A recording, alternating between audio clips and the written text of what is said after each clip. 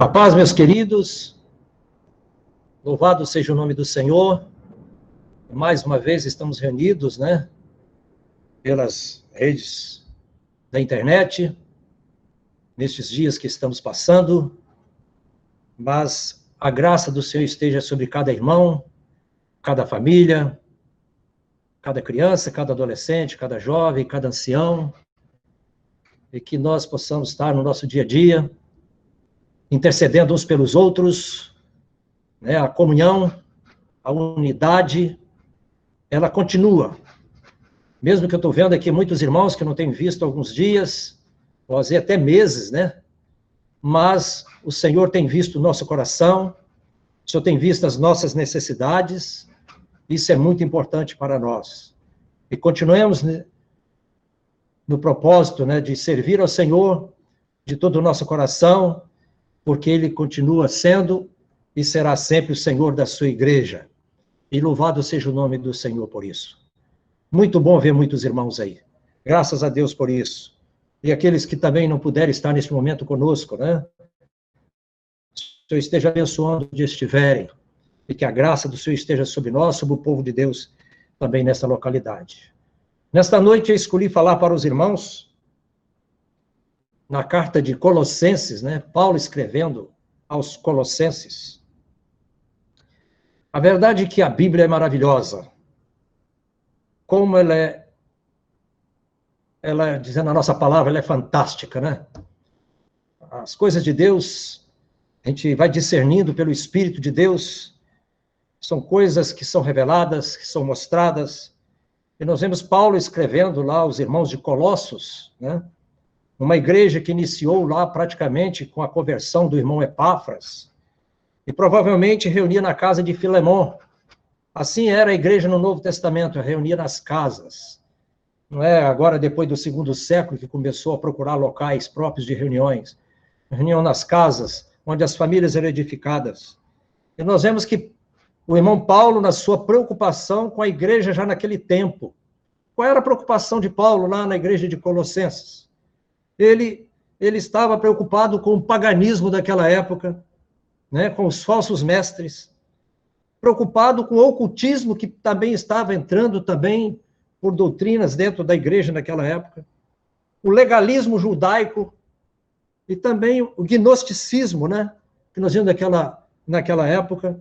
E Paulo escreveu para os irmãos, e nesses capítulos de Colossenses, os irmãos podem abrir um pequeno livro, tem apenas, parece-me que é 4 capítulos, é uma carta maravilhosa, e que também está dizendo para nós hoje. Nós vemos que essas coisas erradas, esses enganos daquela época, elas vêm também caminhando até os dias de hoje. A diferença é que naquela época, as heresias, os ensinamentos errados da palavra, chegando ao coração dos irmãos, e Paulo, na sua preocupação, naquela época andava a cavalo, pessoas andando a cavalo que levavam, ou de charrete, de carruagens, ou de navio. Hoje não. Hoje essas coisas percorrem como a velocidade da luz através da internet.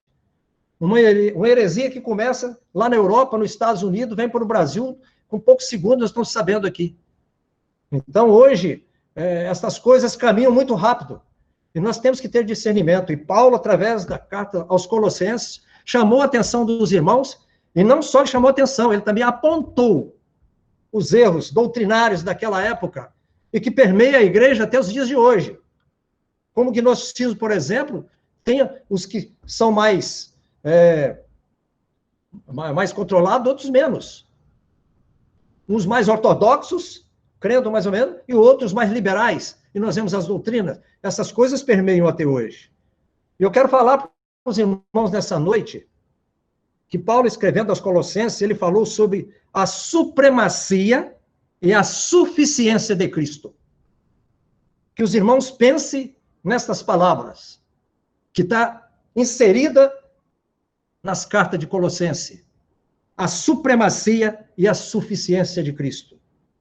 O primeiro texto que eu vou ler está em Colossenses, capítulo 1, do versículo 13 até o versículo 20. diz assim: ele nos libertou. Olha, irmãos, ele nos libertou. Eu tenho uma anotação aqui na minha Bíblia, né? É uma palavra grega, né, que diz, exprime uma ação definitivamente encerrada. O Senhor não vai nos libertar, ou não está nos libertando. Ele diz aqui que o Senhor, ele nos libertou do império das trevas. Ele está dizendo para a igreja. Paulo, inspirado pelo Espírito Santo, falando aos irmãos da igreja de Colossenses, ele está dizendo para cada um de nós que estamos aqui, e todos quantos ouvirem depois, e também nós podemos passar isso no dia a dia, no nosso testemunho. Ele nos libertou do império das trevas e nos transportou. Olha, nos transportou. Olha o verbo, como é que está dizendo. Nos transportou para o reino do Filho do seu amor, no qual temos a redenção, a remissão dos pecados. Este é a imagem do Deus invisível, o primogênito de toda a criação. Pois nele foram criadas todas as coisas, nos céus e sobre a terra, as visíveis e as invisíveis, sejam tronos, sejam soberanias, quer principados, quer potestades, tudo foi criado por meio dele e para ele. Ele é antes de todas as coisas, nele tudo subsiste. Ele é a cabeça do corpo.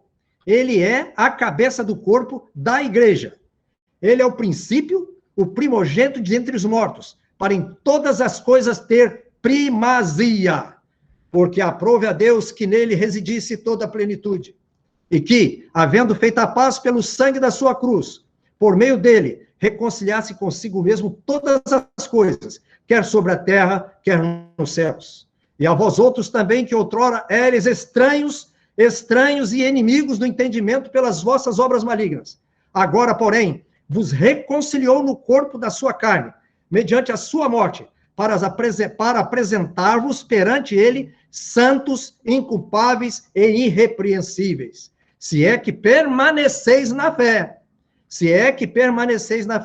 alicerçados e firmes, não vos deixando afastar da esperança do evangelho, que ouvistes e que foi pregado a toda criatura, debaixo do céu, e do qual eu, Paulo, me tornei ministro. Irmãos, ao redor do mundo, os falsos mestres têm rebatido algumas das principais doutrinas do cristianismo. A divindade de Jesus bate nos nossos portões no dia a dia. A divindade de Jesus, a autoridade absoluta de Jesus e a suficiência de Cristo. A carta aos Colossenses apresenta Cristo como o Senhor supremo, em cuja suficiência o crente encontra toda a perfeição. É em Jesus. A supremacia de Jesus Cristo depende da unicidade dele, como o eterno e amado Filho e herdeiro de Deus. Nele habitam, em Jesus, o nosso Senhor, a cabeça da igreja. Nele habitam a totalidade dos atributos, a essência e os poderes divinos. Colossenses 1,19 diz: porque aprove a Deus que nele residisse toda a plenitude, tudo está em Cristo. E o versículo do capítulo 2, do versículo 9, a palavra continua dizendo: porque nele habita corporalmente toda a plenitude da divindade. Esta é a Bíblia, a palavra de Deus que está dizendo, foi dita a mim através da palavra pelo Espírito e também para os irmãos, e nós estamos vendo hoje. Não existe intermediários. Ele é o mediador único e incontestável. Nós, como igreja, nós temos a primazia de podermos estarmos na presença do Senhor, através do sangue dele, a cada momento. Ele é a revelação e representação exata do Pai, e tem prioridade em tempo e primazia, em categorias sobre toda a criação. A convicção da soberania absoluta de Cristo nos impulsiona a falar dele, a falar de Cristo, como fez Paulo aqui para os Colossenses e em todo o seu ministério apostólico com as igrejas. No capítulo 1, no versículo 27 a 29, diz: aos quais Deus quis dar a conhecer qual seja a riqueza da glória deste mistério entre gentios, isto é, Cristo em vós, a esperança da glória, o qual nós anunciamos, advertindo a todo homem e ensinando a todo homem em toda a sabedoria, a fim de que apresentemos todo homem perfeito em Cristo. Para isso é que eu também me afadigo. Cada um de nós devemos nos afadigar a cada dia, a entender as verdades de Deus, a ler a palavra de Deus. Quantas vezes negligenciamos a Bíblia? Quantas vezes negligenciamos uma carta dessa maravilhosa que fala ao nosso coração? Só ao ler isto aqui já nos chama a atenção. Segundo, diz aqui, o mais possível, fadigou esforçando, e o mais possível, segundo a sua eficácia, que opera eficientemente em mim. Como operou em Paulo, opera também em nós, como igreja do Senhor. O mistério aqui que Paulo fala nesse texto, o segredo revelado na obra redentora de Cristo, judeus e gentios unidos nele. Naquela época havia uma divisão, judeus e gentios, e Deus os uniu. E hoje nós vemos essa coxa de retalhos de chamadas denominações de diversos pensamentos, dividindo o corpo de Cristo. Então nós vemos que Cristo em nós é a esperança da glória. Esta é a certeza que devemos ter cada dia. Paulo declara a autoridade de Cristo e a igreja é o seu exemplo. Eu, como igreja, cada um de nós aqui individualmente somos igreja. Fazemos parte do corpo do Senhor numa localidade. E nós temos que preservar estas verdades do que Paulo nos chama a atenção. Primeiro, Cristo é o Senhor de toda a criação. Sua autoridade criativa abrange todo o universo material e espiritual, assim ele está dizendo na carta. Seu poder está sobre anjos, sobre planetas. Quantas pessoas são direcionadas por anjo, busca a orientação de anjo? Ou não sai de manhã se não consultar um horóscopo, acho que planeta tem direção na vida dele. Nós os cristãos, não. Nós temos a orientação do Espírito, da palavra e do Senhor que está acima de todas as coisas. Cristo merece ser louvado ao invés de anjos. Colossenses 2:2, tu diz lá. 2:18. Ninguém se faça árbitro contra vós outros, pretextando humildade e culto dos anjos, baseando-se em visões, infatuado, sem motivo algum, na sua mente carnal. Vemos que a palavra de Deus nos diz que são os gnósticos daquela época, e eles estão aí caminhando nas doutrinas. E muitos irmãos estão ouvindo, abra os ouvidos, porque têm ouvido coisas de gnosticismo, de falsos mestres. Examine a palavra. Não vai crendo nem tudo aquilo que ouve, mas naquilo que a palavra de Deus está escrita. Naquilo que você não pode colocar o pé, não coloque. Continua na posição que o Senhor tem nos dado. Não há motivo para temer os poderes espirituais, demoníacos, ou buscar supersticiosamente a proteção deles, pois Cristo neutralizou o poder deles na cruz. Colossenses 2,15 diz lá, 2,15.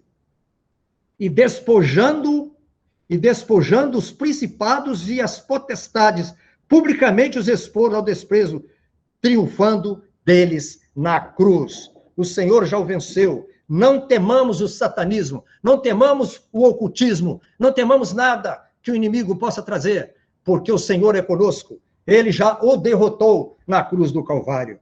Temos que compartilhar de seu triunfo o poder de ressurreição, que em 2:20 ele diz, se morrestes com Cristo para os rudimentos do mundo. Olha, Paulo chama isso de rudimento.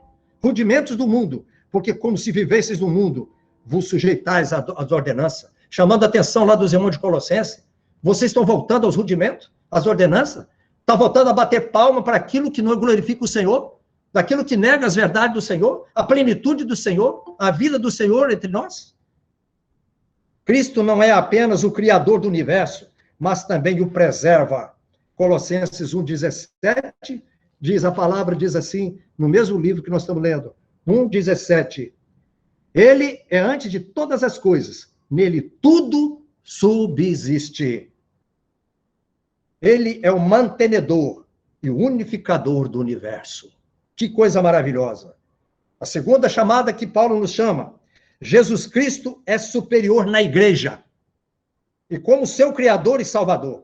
Colossenses 1,18, que diz lá, ele é a cabeça do corpo. O meu corpo é ordenado por onde? Pela minha cabeça. A igreja tem que ser ordenada pela cabeça. O mandado tem que vir por ele. Ele é a cabeça do corpo da igreja. Ele é o princípio, o primogênito entre os mortos, para em todas as coisas ter a primazia. Ele é a vida e líder. A igreja só deve submeter-se a ele. É o que Paulo chama a atenção. Colossenses, vocês não submetam aos falsos mestres. Não submetam ao gnosticismo, ao judaísmo com suas leis. O legalismo, não submeta a Jesus. Submeta a palavra e peça ao Espírito Santo para revelar-lhe cada dia mais. A igreja deve permanecer arraigada a ele. Como igreja, estou arraigada em Jesus. Eu, aos pés dele, junto com ele. Colossenses 2, 6, 7, diz assim: Ora, como recebestes Cristo Jesus, o Senhor, assim, andai nele, guiados pela a cabeça, nele ratificados, edificados e confirmados na fé, tal como foste instruídos, crescendo em ações de graças. Cada dia. Andemos pela fé que recebemos dele.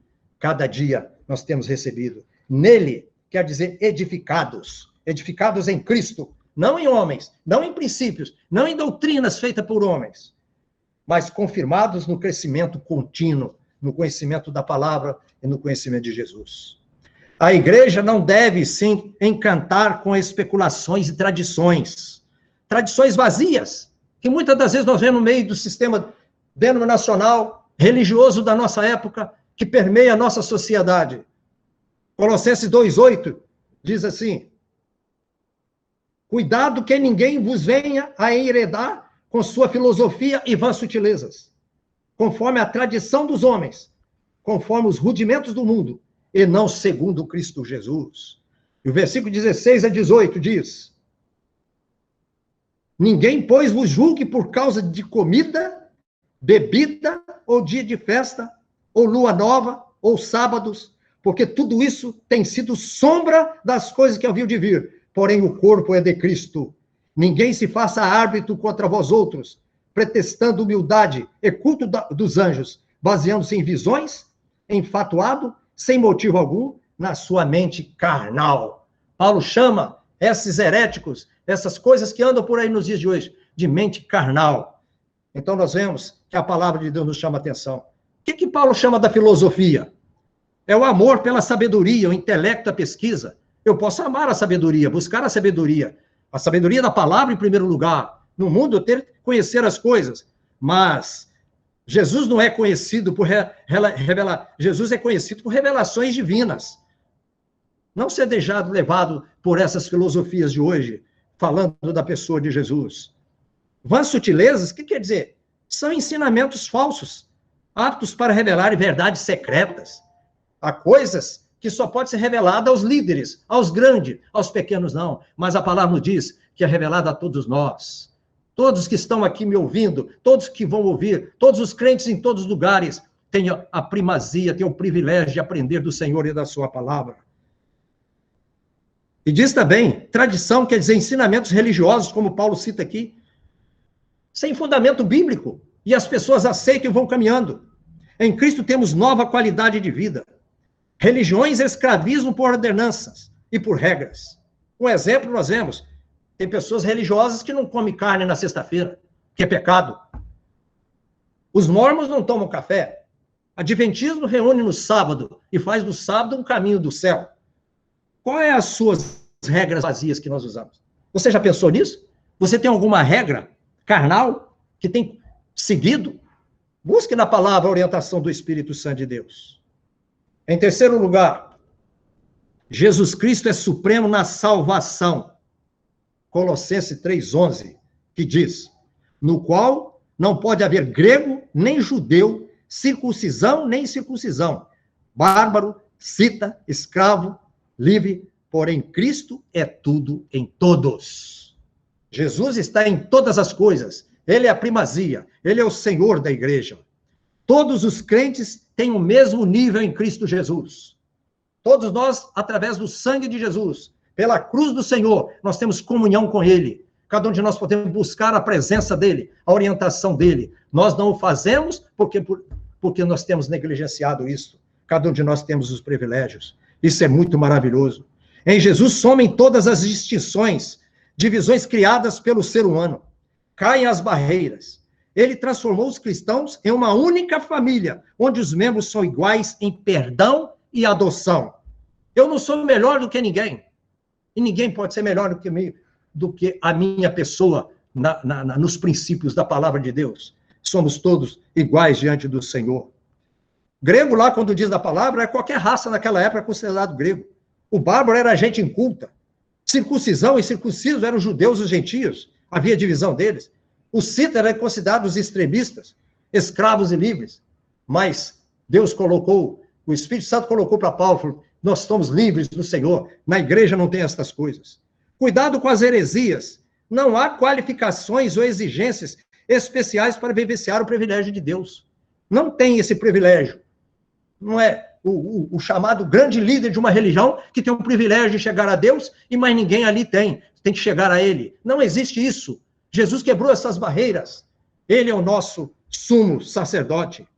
Colossenses 2, 18 e 19 diz assim, ninguém se faça árbitro contra vós outros, pretextando humildade e culto dos anjos, baseando-os em visões, enfatuados sem motivo algum em sua mente carnal, não retendo a cabeça.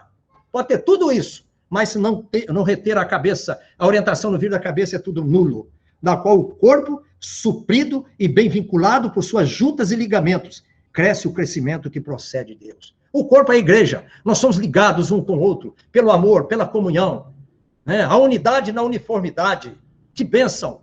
Eu posso pensar diferente de algum irmão, concernente a alguma coisa, mas a unidade me leva a amar o irmão, a ser um com ele, a ser igreja junto com ele, e ele ser comigo, e tendo Jesus como a cabeça. Reter a cabeça salienta a necessidade de vivermos em constante dependência do Senhor.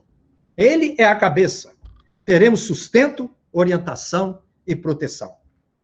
Jesus é o Senhor na vida cotidiana de seus servos. Sabia que o Senhor é contigo cada dia, a cada momento? Jesus é o Senhor na vida cotidiana dos seus servos. Ele está comigo. Ao meu deitar, ao meu levantar, ao meu caminhar, ao meu andar. A cada momento, a cada instante, ele está comigo. Vamos ver lá. Capítulo 3, 17 e 18 diz assim, e tudo o que fizerdes, seja em palavra, seja em ação, fazei em nome do Senhor Jesus, dando por ele graça a Deus Pai. Tudo que nós fizermos, seja para a glória de Deus, para ele.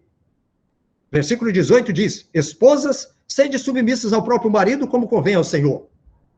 Versículo 20, filhos, em tudo obedecei a vossos pais, pois ao fazê-lo é grato diante do Senhor. Quando o filho obedece ao pai, ele está obedecendo a Jesus. Quando ele desobedece o pai, desobedecendo a Jesus, está desonrando a Jesus. E assim as outras funções. Versículo 22. Servos, obedecei em tudo a vosso Senhor, segundo a carne, não servindo apenas sob vigilância, visando tão somente agradar homens, mas em singeleza de coração, temendo ao Senhor. No nosso trabalho diário, no versículo 23, tudo quanto fizerdes, fazei-o de todo o coração, como para o Senhor e não para os homens. No versículo 24, cientes de que recebereis do Senhor a recompensa da herança, a Cristo Senhor, o que estáis servindo. No capítulo 4, versículo 1, diz assim, senhores, tratai os servos com justiça e com equidade, certo que também vós tendes Senhor no céu. No versículo 7 diz, quanto à minha situação, Tíquico, irmão amado e fiel ministro, e conservo no Senhor, de tudo vos informará. Era o servo, ajudante de Paulo. Versículo 17 diz assim, lá no final, também dizei a Arquipo, atenta para o ministério que recebeste no Senhor, para o cumprides. Você vê que Paulo, ele concentra todas as nossas atividades humanas para o louvor dele, para a glória dele. Tudo que eu venho a fazer é para a glória do Senhor. Até o ministério falou que nós temos diante do Senhor. Os irmãos de encargos, os irmãos que estão diante dos ministérios, estão fazendo é para o Senhor.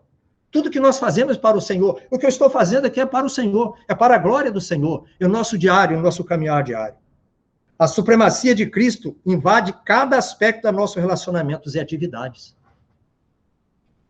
Muitos até concedem um pouco de espaço a Cristo em sua religião, mas não lhe dão o lugar que Deus escolheu para ele.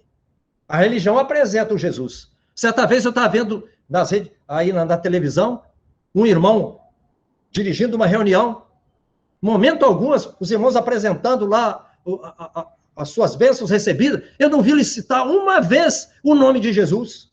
Nenhuma vez. Uma irmãzinha lá, na sua simplicidade, na hora que ela foi agradecer, ela falou, eu agradeço Jesus pela bênção que ele me tem dado. E o líder que estava lá na frente, eu não vi citar uma vez o nome de Jesus. A cura estava em nome de quem? Pois se Jesus é a primazia, aonde estava a primazia de Jesus ali? E ele era o líder lá que estava à frente. Isso me chama muita atenção. Eu sou observador e sou crítico em muitas coisas. Não dão lugar a Deus que escolheu para ele. O lugar de Jesus é no centro da sua igreja, no centro da nossa vida, da nossa vontade, do nosso querer, do nosso andar, do nosso pensar, do nosso caminhar. Então nós vamos dizer, hoje as coisas estão o seguinte, é Cristo, mas a minha denominação. A minha denominação e Jesus aparece lá no cantinho. E muitas das vezes nós temos visão da igreja e batemos palmas para as denominações, que dividem o corpo. Amamos os irmãos. Eles vão para o céu conosco. Mas Paulo já chama a atenção que muita obra que é feita no mundo vai ser palha, feno, e vai ser lançado fora. Ah, Senhor, em teu nome eu expulsei do demônio, curei enfermo, eu fiz grandes catedrais, construí igrejas e templos e perei por ouro de tijolo. Eu falei assim, olha, eu não pedi nada disso. Não pedi nada disso. Você está aqui porque foi salvo pela minha graça. Isso aí não contou para nada. O que conta é aquilo que nós fazemos para o Senhor, para a glória dele, e que ele se apresente cada dia. Cristo e os sacramentos. O que é sacramento? Na religião da maioria, sacramento é tudo aquilo que ajuda a salvação. O batismo, o casamento, o crisma e outros lugares. Em sistema denominacional mais cristão também tem as suas coisas que ajudam na salvação. Jesus não é suficiente. Cristo e os ministros ordenados. Muitas das vezes dão mais valor a um chamado apóstolo, um bispo, qualquer outro, do que a Jesus. A palavra do apóstolo mesmo está ferindo a cabeça, mas não damos ouvido. O que é isso? Estamos errados nesses pontos. Cristo e a bondade que demonstram. Ai, é santo homem de Deus. É tudo nele. Não é assim. Cristo e as orações. Muitas vezes, as nossas orações estão na frente de Cristo. Né? Parece que Cristo que tem que acompanhar as coisas. Não. É Cristo e as orações. Mas as orações não devem depender somente do Senhor Jesus. Cristo e a sinceridade e caridade. Né? Eu sou uma pessoa bondosa. Eu vou ser salvo. A balança lá no céu está pendendo sempre para a minha bondade, para o meu carisma, né? Para aquilo que eu dou, para a minha caridade, para a minha sinceridade. E Cristo não existe. Cristo é tudo em todos. São nessas coisas que depositam a confiança de sua alma. Mas nós depositamos a nossa confiança em Jesus Cristo. O que conta é ter Cristo. Ele é tudo para o crente e a igreja. Cristo representa o centro e a circunferência da vida do cristão. Entendemos? Achei isso lindo. Cristo representa o centro e a circunferência da vida do cristão. Ele será Senhor de tudo, ou então não será Senhor. Ou ele é Senhor de tudo, ou não será Senhor. Jesus é o Senhor, deve ser a expressão da igreja. Jesus é o Senhor no meu caminhar, no meu falar, no meu agir, como igreja, como servo, como esposo, como cidadão brasileiro, em tantas outras funções que temos.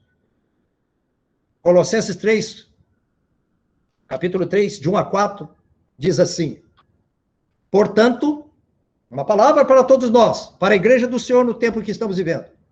Portanto, se fostes ressuscitados juntamente com Cristo, buscai as coisas lá do alto, onde Cristo vive, assentado à direita de Deus. Pensai nas coisas lá do alto, não nas que são aqui da terra. Porque morrestes. Essa é a diferença do salvo, da igreja. A igreja é de mortos, mortos para Jesus. Porque morrestes e a vossa vida está oculta juntamente com Cristo em Deus. Oculta em Cristo justamente em Deus. Certa vez eu vi uma observação, né? Nós somos como a água do coco. Somos a água e tem o coco e tem a casca do coco que nos protege. Nós somos centralizados em Jesus. Isso que é maravilhoso. Porque morreste e a vossa vida está oculta juntamente com Cristo em Deus. Quando Cristo, que é a nossa vida, se manifestar, então vós também sereis manifestado com ele em glória.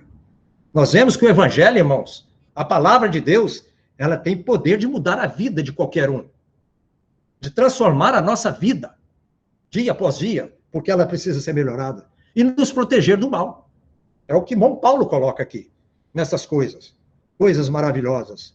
Então nós vemos, quando ele vier, veremos plenamente a completa expressão do seu caráter glorioso. Aqui diz no versículo 4, se manifestará. Nós estamos aguardando a manifestação de Jesus, o arrebatamento da igreja. E a palavra de Deus diz que a natureza geme, ela geme, aguardando a expectativa de aclamar quais são o povo de Deus. Que coisa maravilhosa, manifestar. E o Senhor está às portas. Quantas experiências estão vendo por aí? O desenvolver da tecnologia. Eu tenho colocado alguma coisa na rede social lá. Sinais do fim? Lê lá na minha rede social. Vou lendo em algum lugar, acho lindo, maravilhoso. Com algumas palavras minhas eu acrescento ali. Mas ideias de irmãos maravilhosos que o Senhor já revelou para eles. Eu apenas preciso buscar, ler em coisas verdadeiras. Quando ele vier, veremos plenamente a completa expressão do seu caráter glorioso. Quando ele vier nas nuvens, aí o mundo vai reconhecer, aí é tarde, a plenitude da pessoa de Jesus.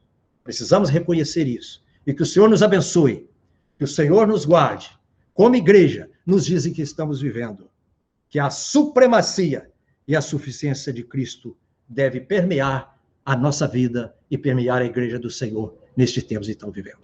Amém? Que o Senhor abençoe os irmãos e que a graça e a misericórdia do Senhor esteja cada dia com os irmãos, guardando-os, abençoando-os, curando-os, suprindo-os e que o Senhor nos abençoe. Amém? E amém. Glória a Jesus.